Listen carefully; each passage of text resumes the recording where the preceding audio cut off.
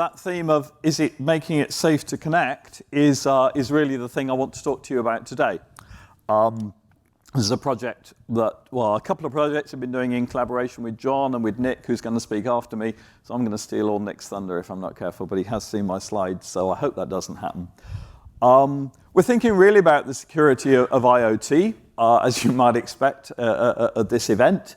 And in particular, how we can advance this concept of securing things by design so that they don't go wrong, as it were, that it's safe to connect things. And some of the things that we've been doing in practice around that topic, particularly about securing the router, and why that turns out even to be harder than we might have expected.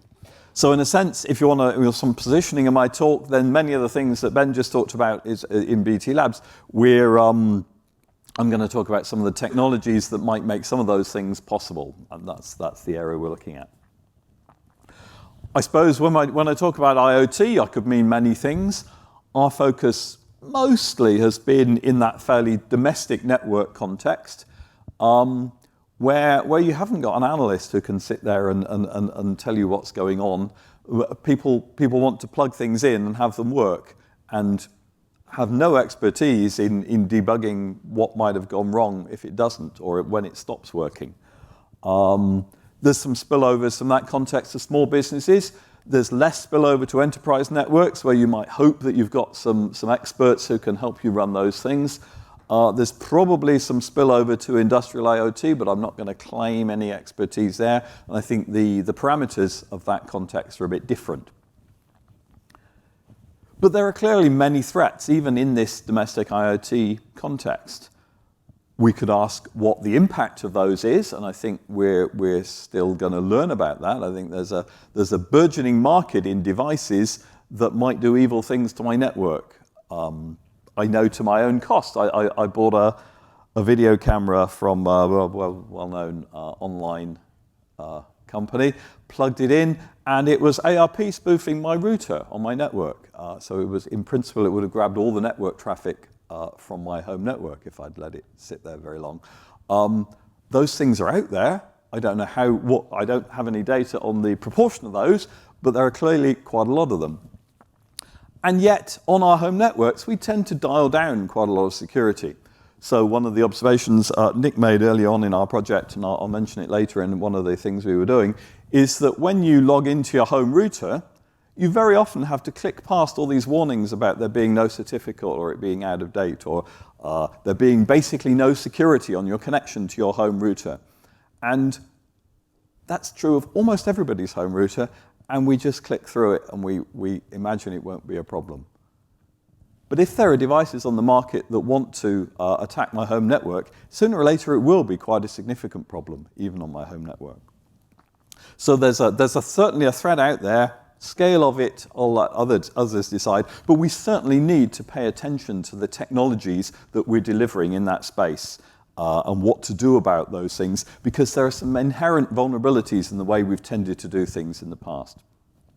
Of course, I've put up some, you can barely see, but the work that IoTSF and David Rogers and various other people have done, DSIT have done around IoT security, first of all standards and then legal mandates, is moving the dial, pushing things in the right direction, and that's very much the context in which we want to continue to improve things.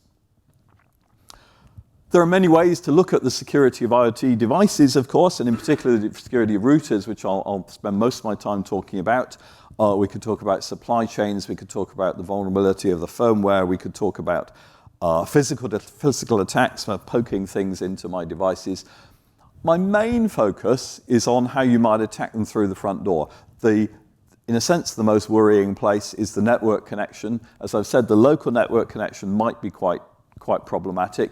The internet network connection is, in a sense, even more problematic, because you've got 6 billion people out there who might try and attack the internet-facing interface of any device I connect. So I want to be really robust in my internet face. There are many other places to look at vulnerabilities as well. I've talked about some. We won't go there very much today. This work, I should give some credit to Innovate UK, who've been funding this work. As a humble academic, I don't do any work for my own sake. I only do it when people pay me. Innovate UK are paying for this. Many Secured was our previous project that's already been mentioned, and started off as a small collaboration, but has evolved into a very open ecosystem supported by IoTSF with many strands of work, many opportunities to get involved. We're thinking about how to. This isn't the kind of problem that one organization, one company, one ecosystem even can address on its own. It needs to be a very open activity.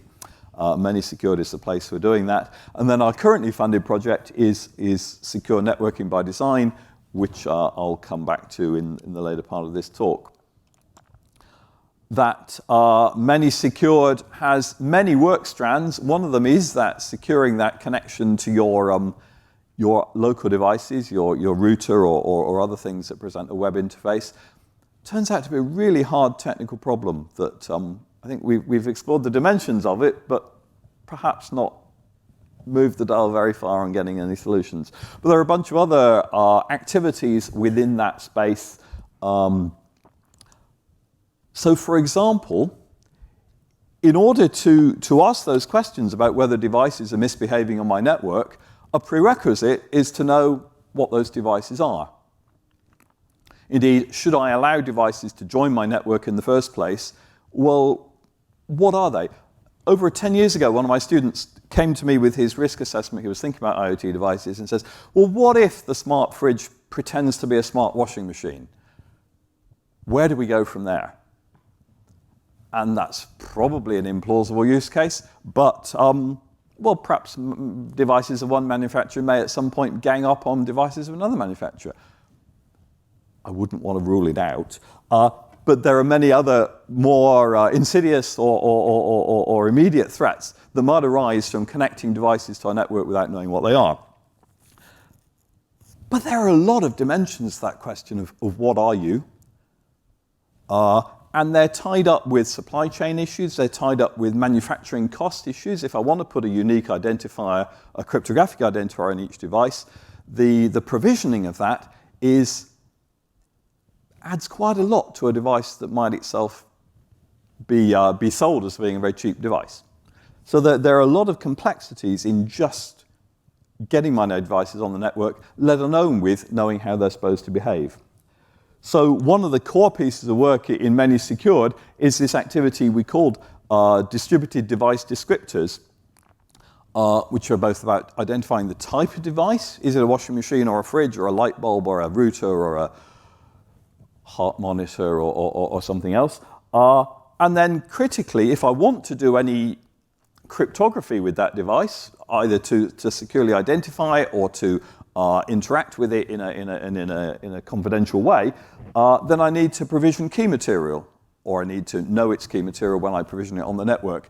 There's a whole set of activities there that need to be standardized, oddly enough. And it's only when I've done that I can ask interesting questions about its ongoing behavior, because otherwise the device that appeared to behave one way yesterday and behaves a different way today might actually be a different device that's just impersonating the other. I'd like some more guarantees, and in particular I'd like a structure for making decisions about those things rather than just working on a corner of that problem. And so the distributed device descriptors actually comes, I think, with at the moment about 14 use cases of things that you might want to do once you've got a rich enough data structure to just describe the type of device, what its role in the network is, how it's going to behave, so lots of static data about it, but also then dynamic data about how it's expected to behave in ordinary use, in special use when you're provisioning it, perhaps in some other special contended cases, what its update behavior looks like, what software was in it anyway, that bill of materials stuff. How do I know? I may have a name of the device, but what does that really mean? And if you got an update yesterday, is it the same? Is it really the same device as it was a month ago? Well, that's one of those philosophical questions, but it's got some practical implications for security.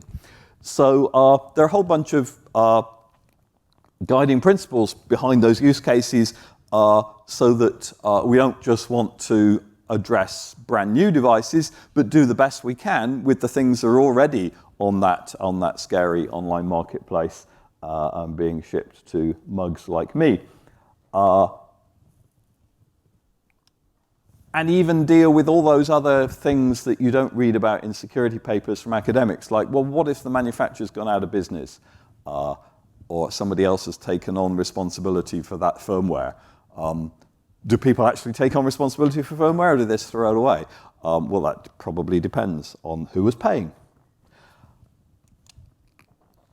Of course, that's a big problem, and there are a lot of people working on it. Good ideas don't arise in isolation. Other people have good ideas as well. So there's IETF work in this area. There are other standards. It interrelates very much with the bill of materials stuff and the vulnerability management stuff. And there's a convergence around some ideas that NIST are promoting, and we're very much within that ecosystem to make sure that this broad range of issues around device descriptors gets into that piece of work. And as I say, once you've got the description of the static behavior of a device, you can start to ask more interesting questions about its ongoing behavior. If I know what the device is, and I know what software is in it, or what firmware is in it, or whatever, then I can begin to ask about its normal behavior in a much more stable and realistic way. And then I can know whether it's departed from that stable behavior. This is a long-running story in intrusion detection and anomaly detection, of course, but in IoT, we've got a bit, in a sense, a simpler case, especially on my domestic network. Light switches shouldn't do much other than turn on and off. And if they start doing other things, something odd is happening. So if we can detect those, we're in a good place. And of course, I know there are various strands of work in a number of research projects looking at that. Again, we've been looking at ways, A, to standardize the way that you collect that data and analyze it, and so on, to make it into this kind of continuous assurance picture.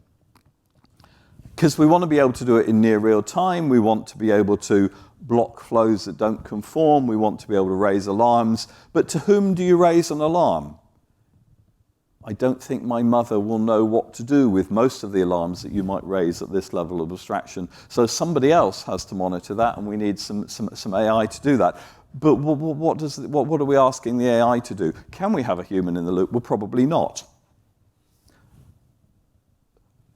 Again, the basic research, the machine learning and so on, is in some cases in place, but how you actually then make use of it at this slightly higher level of abstraction is a great big challenge.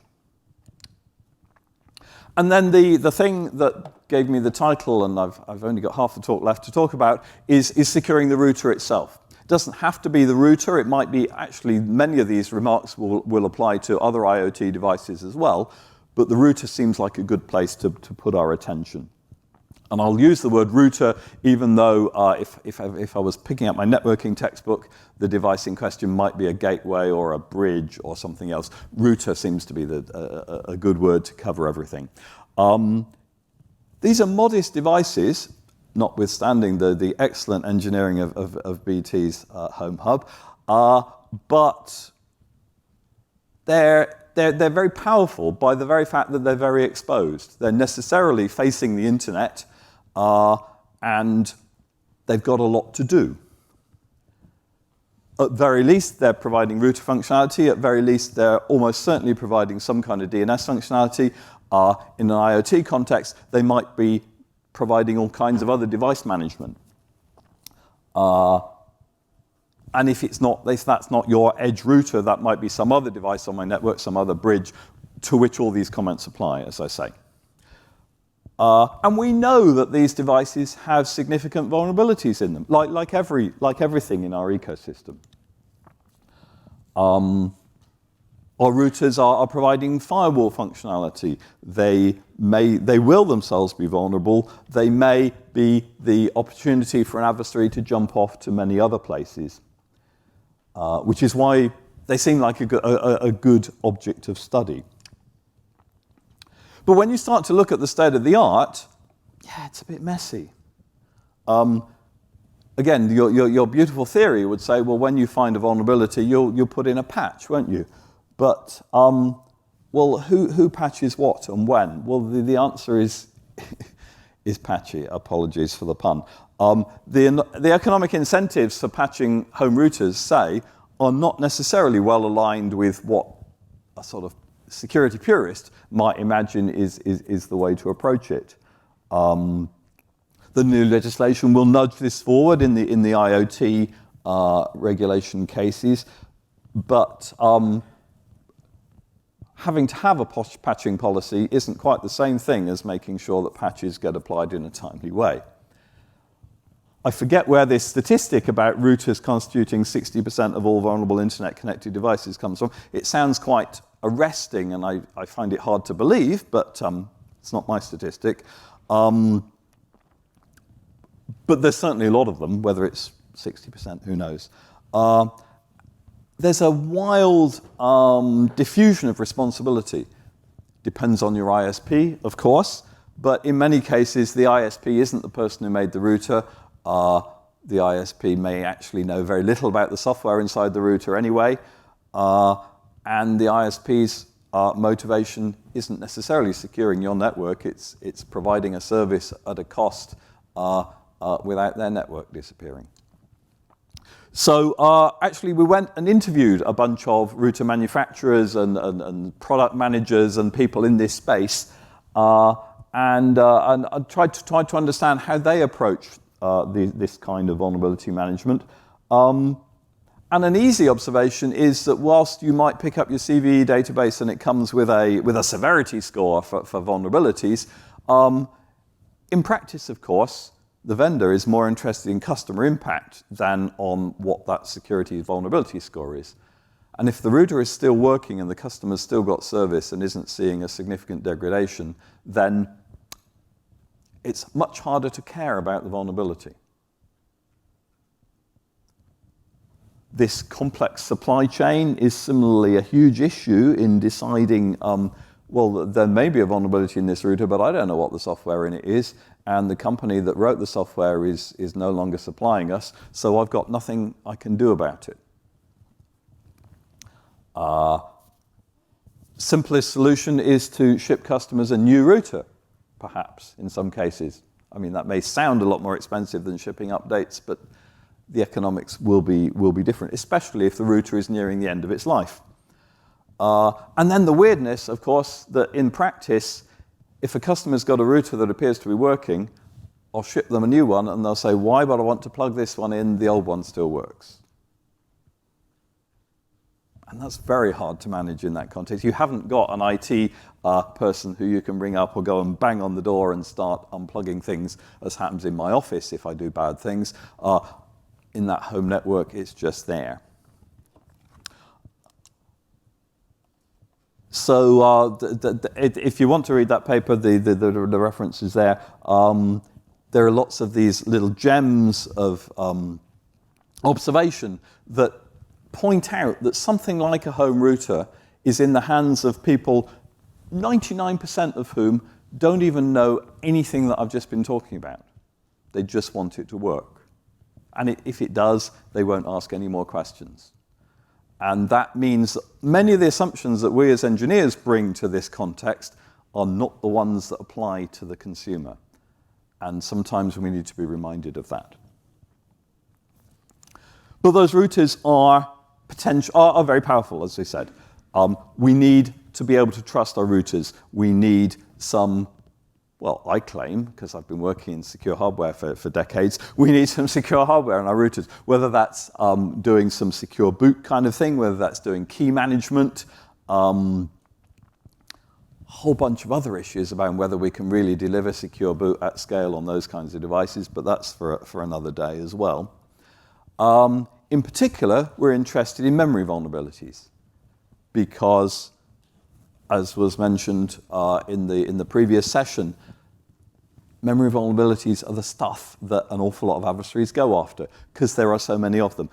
people bandy around this 70% figure of all CVEs being memory related. And in the router space, that can be catastrophic because a failure in one router firmware potentially scales across the internet at worm speed. Oddly, internet worms travel very fast, don't they? That's unlike other worms. Potentially bringing down a whole class of routers, potentially overwhelming a large section of the internet in no time at all. But what do you do about it? So early on in our project, we observed this CVE that was published last year sometime, a vulnerability in OpenSSL. Quite a serious vulnerability. Headless chicken mode time if you're a product manager, because OpenSSL is embedded in many, many, many, many products. Is my product vulnerable? And that's that's an expensive question. This vulnerability gives remote code execution. So you've potentially got that hyperscaling event if my product is vulnerable and it's internet facing. Can we do better? Can we, all of this triage that takes time, but when time is of the essence in such a thing, how do I contain my problem in the short term? How do I deploy patches if I can? Can I deploy patches, or do I have to start shipping new boxes to customers? And can I afford to do that?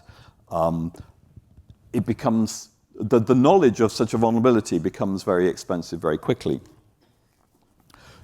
And that's a really good jumping off point for the project we're looking at the moment, and that is to say, can we use new hardware, better hardware, with better protection against memory vulnerabilities to materially change this situation?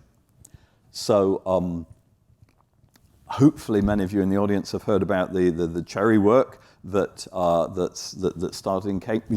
Yes, I nearly said the word. And is being supported by the government in the Digital Security by Design initiative. The aim of changing hardware in a subtle but important way so that memory vulnerabilities become, well, if not eliminated, then rare. I mean, always is always one of those hard words to use, but almost impossible to exploit a memory vulnerability. I won't go into the details because I've talked too much already, but a simple change to the instruction set architecture that changes a pointer into a capability means that bits of memory belong to a piece of code instead of belonging to all code, as it were, and thus, if I can isolate the memory to the piece of code that's supposed to use it and not to other pieces of code, then exploiting the memory vulnerability becomes much harder. So we're in this security by design gang using this prototype hardware from ARM and exploring what we can do with it. Well, I've already said, haven't I, that part of the premise is that it's relatively cheap to get into. Again, I've been talking a little bit about the economics of the situation, and we asked those router product manufacturers, well, if we gave you some new hardware, would you use it? And the answer is usually, well, what will it cost me? And that's, the cost of the new hardware from ARM is probably not a big delta, but what's the engineering cost in adopting it? And the premise of the Cherry offering is that there's a pretty low cost in simply recompiling my code for the new hardware. There's a bit of cost in making sure that all of my pointers make use of this capability architecture. There's a lot of cost in re-architecting my software so that different components of my system are truly highly isolated from each other. So there's a sliding scale of cost, a sliding scale of benefit, but those costs are containable. So going back to that OpenSSL example, sure enough, Nick's team took the claimed vulnerability, which was that if you send the wrong digital certificate to the OpenSSL implementation, you get the remote code execution. Recompile that on the Cherry hardware, and sure enough, the code execution doesn't happen, and instead you get an exception. So your hyperscaling event has been thwarted, as it were. Yeah, there you go. So it happens, and you can read about it in the blog that the team wrote. So the observations from that activity are that the Cherry hardware really saves the day to some extent, and the ease of porting OpenSSL to that hardware is pretty straightforward. There's not a big cost in delivering this. There's an immediate benefit. You can work out which components you should port first, but basically you can probably afford to port all of them in relatively short time. Hardware roadmap isn't so clear as we, well, no, we didn't mention before the break, did we? But there are promising signs of things happening. And critically then, there's a reasonable expectation of low engineering costs for significant benefit. And that's a really good place to be in terms of, oh, something strange happened on my screen then. But what's the bigger picture? Is that really a silver bullet? Well, it converts that memory problem into a system crash, unless you are correctly handling all your exceptions in the first place. So I haven't got this hyperscaling fault, but I've still got I've got a tool that adversaries can make use of against me. But a bigger question is, this thing doesn't answer the big question, is my system vulnerable in the first place? How do I know whether the system I've deployed in the field is subject to the vulnerability that was published today? And so really that's the place we're looking right now. How can we incorporate an understanding of our memory-safe hardware into an understanding of our software bill of materials, of our vulnerability exposure, and so on? Because we need to know not only what code is in my product, but what mitigations are present in my product in order to make life happy or not. So I think I've just about reached the end of my time. So I guess the essence of what I'm trying to say is